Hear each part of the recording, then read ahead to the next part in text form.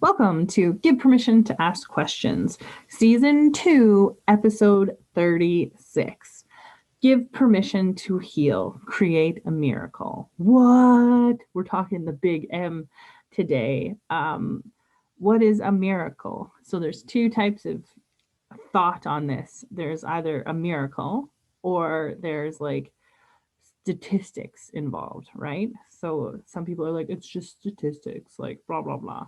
But like, let's pull into the miracle. What does it mean to create a miracle? So I asked my business coach one day, and I'm just like, tell me about miracles. And he's like, there's only one way to define a miracle. I'm like, ooh, I'm listening. And he's like, what do you think a miracle is? I'm like, something that you cannot see, but like something miraculous happens. So something that couldn't have happened without it like being called a miracle is the miracle. And he's like, no. I'm like, okay. In order for a miracle to happen, you have to have faith. And so that's the whole thing about life is fear versus faith. And we're heading into this adventure because it's 2021 and there's so many shifts that have happened in life. And there's so much like, there's just this weird flow about life. And so you can either live your life in fear or you can live it in faith. And I would rather live it in faith because fear isn't very fun. To create a miracle, you need to live in faith. So I find that fascinating. So it's the things that you cannot see. It's the things that like what's going on the inside to create said faith, to create said miracle. So I'm working on my second book and I've been pretty quiet about the plans of it or how it's been going down. So my first book, A Journey of Epic Proportion, is on a slow play. It's still getting edited. It will come out later on this year. So I'm very excited and I'll be like, hot little hands, guys. Ha ha ha ha. But the first year and the first book, first year of business, first book was about a journey of epic proportion. What does it look like to start the journey of life? What does it look like to start the journey of self mastery? What does it look like to start the journey? Like, what does an epic journey look like? What does your personal journey look like that is mind blowing?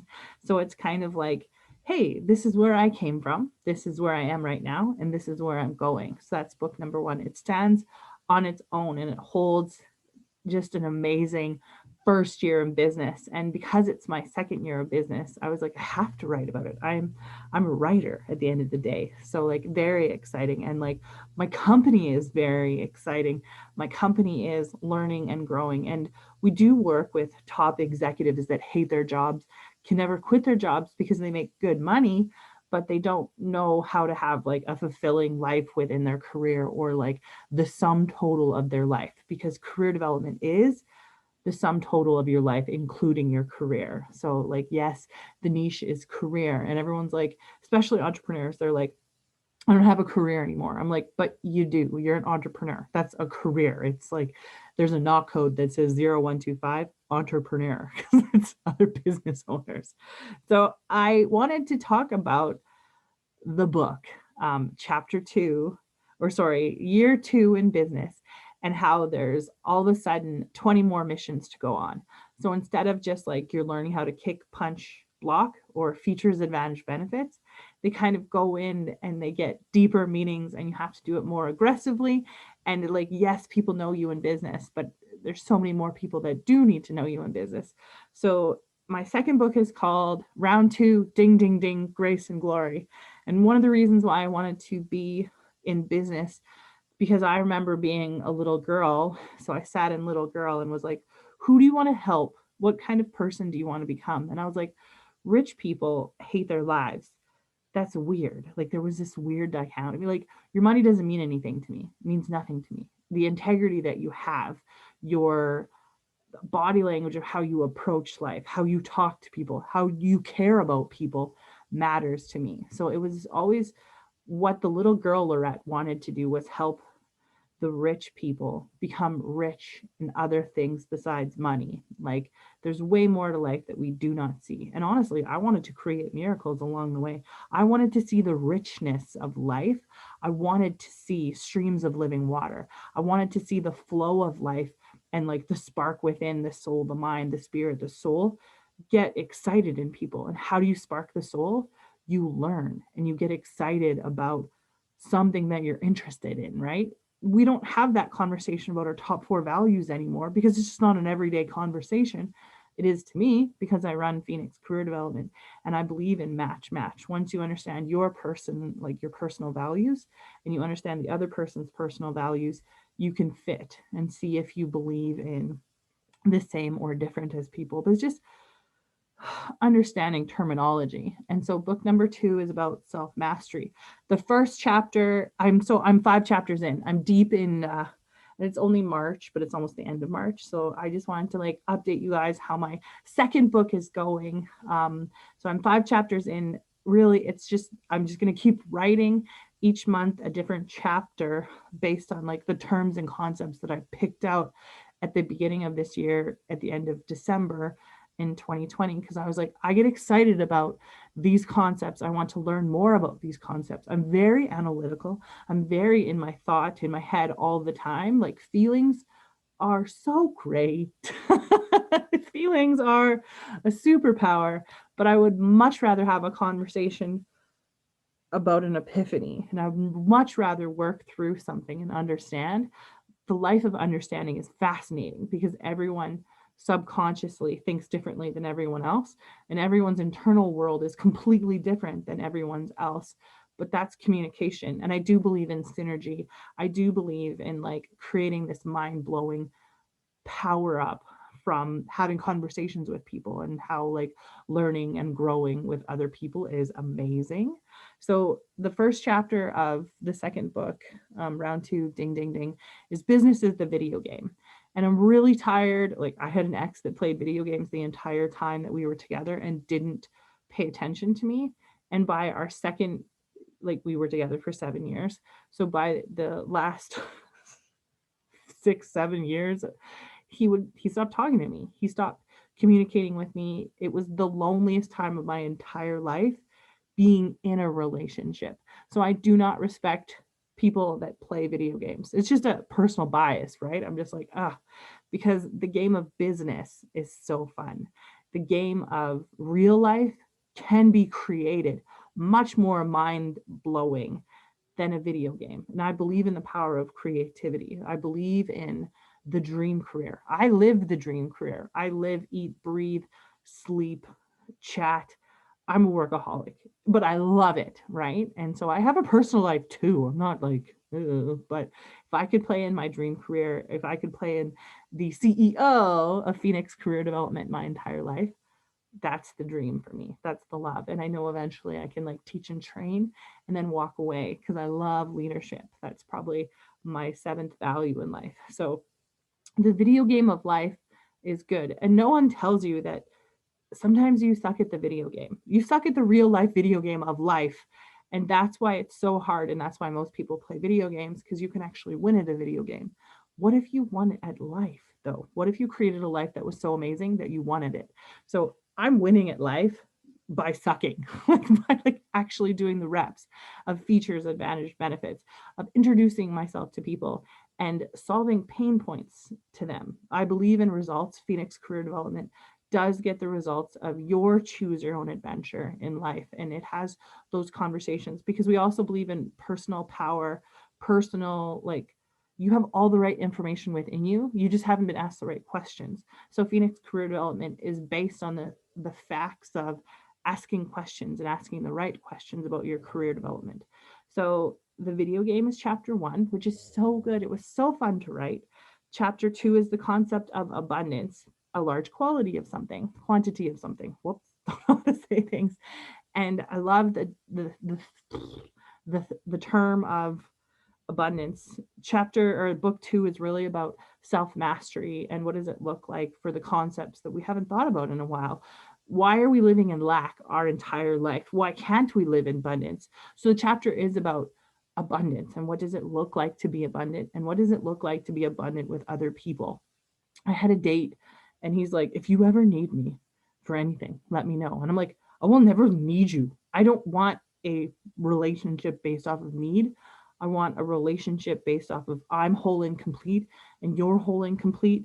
Let's be whole and complete and healthy together and separate so we can have a healthy relationship. So it was like a really interesting concept that I was like, I gotta write this down, man. But what's it like to be abundant and have abundance? That's chapter 2. Chapter 3 is, and I can't believe how hard this chapter was to write. No, most of the time when I write my book and my chapters and like my story, flawless writing, just done. So this was the hardest chapter of my entire life that I've ever had to written in a book, but it was so based off of pain and based off of blah, and based off of things that I'm wrestling with. So it's called Manifestation, Sex, Celibacy, Trust, and Self Love. So very awesome. Like, what is manifestation? What is self love? What is not having sex with people? Like, what is that, right? We always are like such a sexual charged life. And like, I'm one of those people. I'm attractive. I live, eat, breathe sex, but you don't need to play, and you can transmutate sex to be success energy. The highest energy frequency is success energy. So, what are you playing with? How are you playing with that energy? And that's kind of what that chapter is about. Very fast. It was so hard to write, but it was so good to finish. I'm like, whew. So, chapter 4 is about the concept of joy.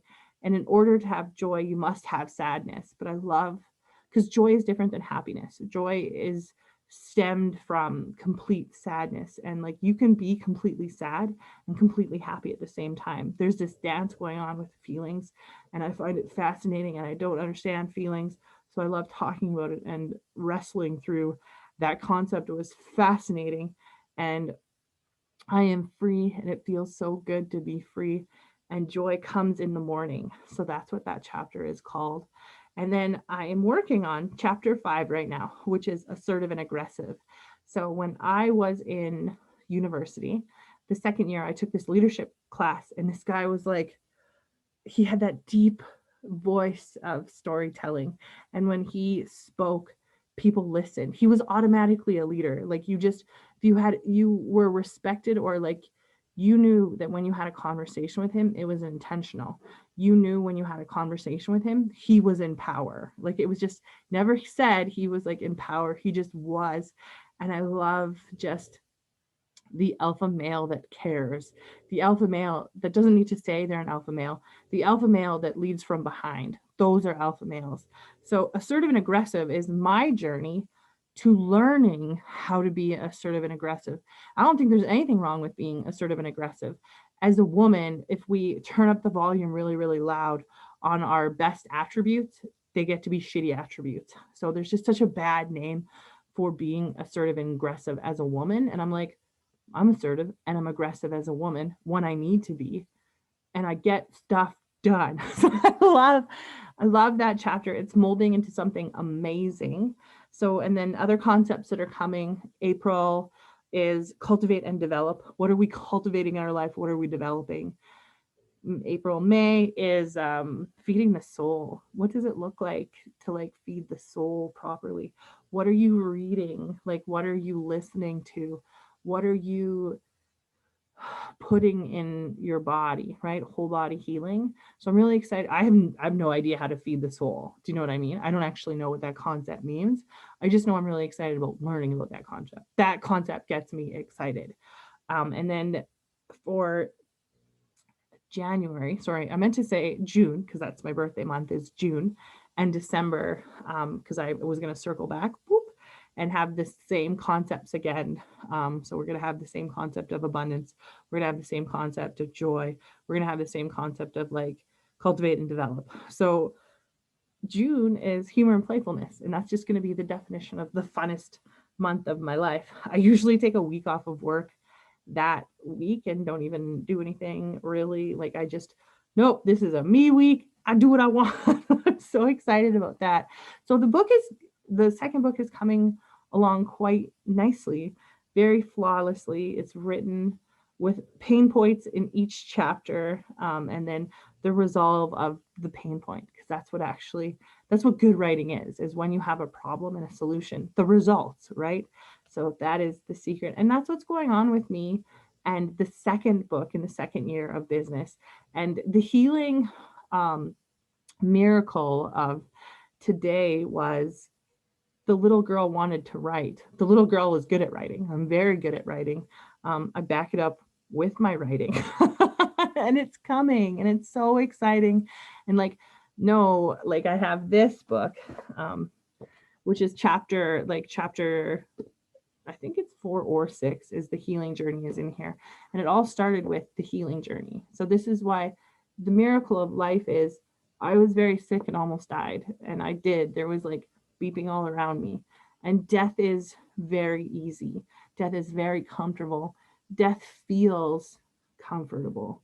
Life, my dear friends, is very uncomfortable.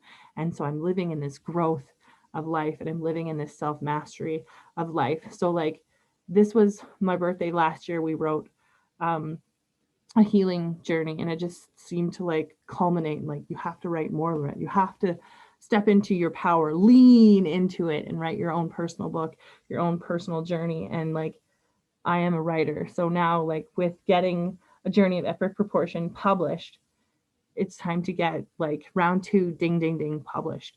And like my third year in business, it's going to be third time's the charm. And the fourth year in business is going to be like, I don't know, we'll see. Do you know what I mean? But life just keeps coming. And 7 is a holy number. Like, I believe in 7 streams of income, 7 streams of spiritual growth.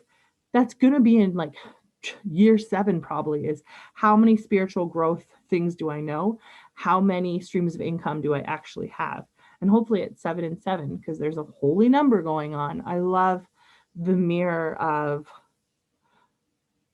holy language. Like, there's a language that heals, there's a language that kills us and is toxic. Where are we living in life? Are we living in subconscious conscious, or subconscious competent? Right? Is that how you say it? Subconscious competent, subconscious unconscious. I don't know. There's 4 stages, guys. Google book. I'm sure you're gonna get to the epiphany eventually. But life is meant to heal. We are meant to be on earth to heal ourselves first, so then therefore we can heal other people. We need, I'm pretty sure it was an emotional regulation, or it was like a book of the emotions or something. And I don't know the book, but I just remember reading why people don't heal, or like how do people heal, is number 1, there's trauma in your life. Everyone has trauma. Everyone goes through pattern beliefs in their life that hurt us. And then, like, so we have the trauma. Then we need a tribe to help us and fix us, or like care about us, right? And then we come to a place where we can heal because of the tribe. And because of the heal, we can give back. So I'm really at the give back stage in life, where I've had this amazing journey. I've had friends along the way that really care about me. And now I'm at a place where it's like, thank you for my trauma. I can now heal from it, and I can help other people. I am a miracle. You are a miracle, just in the fact that you are living and breathing today. And I love a good miracle. Like, drop in the comments what kind of miracles are happening in your life. Why aren't we talking more about miracles? Like, it's such a hot button word. Oh no, we talked about miracles. I believe miracles exist. I am a miracle. You are a miracle. Like, let's start having discussions about the healing of life. And like, let's not live in fear. Let's live in faith. Thank you for an amazing Monday morning. Have a really good week. Create a lot of wins and slay some dragons.